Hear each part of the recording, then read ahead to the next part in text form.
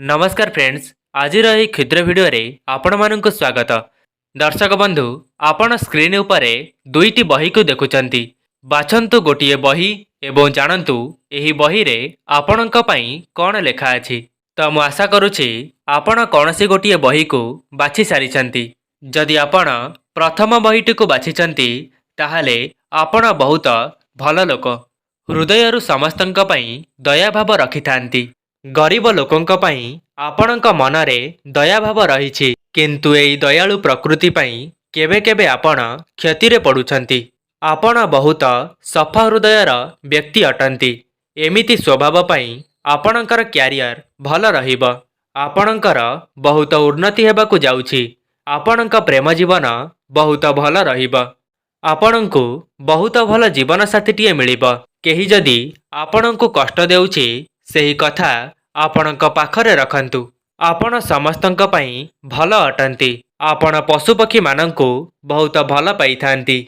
असहाय लोकंकु साहाय्य पई आपण सबुबेले आगुआ रहिथांती। आपणकर स्वभाव धार्मिक प्रकृतिर होइथाए। एबे आपणकर आउ कौनसी बड़ समस्या आसीब नाही। आपण जे कौनसी काम को धरिथांती ताकु शेष करिबा पर ही आपण शांति रे निश्वास नहीं थांती। आपणकर वैवाहिक जीवन आगको बहुत भल अछि। संतान सुख मिलिबाकु जाउछि। तेबे दर्शक बंधु, एबे आसंतु जानिबा द्वितीय बही विषय रे। जदि आपण द्वितीय बहीटी को बाछिचंती ताहाले आपण एबे पैसा चिंतारे रहुचंती। आपणकु धोखा मिलिछि। आपणकु सफलता मिलिबाकु जाउछि। आपण किछि कथा को लुचेई रखि पारंती नाही। जदि आपणकु सफलता मिलुछि एही कथा आपण काहाकु कहिबे नाही। आपणकु किछि लोक बुझी पारंती नाही। आपणक भाग्य रे भगवान जहा लिखिचंती ताहा सहित विवाह हेबो। जे आपणक भाग्य रे नाही जबरदस्ती विवाह करंतु नाही। आपणकर क्यारियर बहुत भल अछि। आपण सचोट भाव रे काम करंतु। भगवानक कृपारु आपण बहुत शांति रे अछंती। आपणकर बहुत भल समय चलिछि। आपण जीवन रे बहुत आगकु बढ़िबे। आपणक पाखकु जे भी साहाय्य पई आसंती आपण साहाय्य करिथांती। आपण मना करंती नाही। आपण बहुत नरम स्वभावर व्यक्ति अटंती।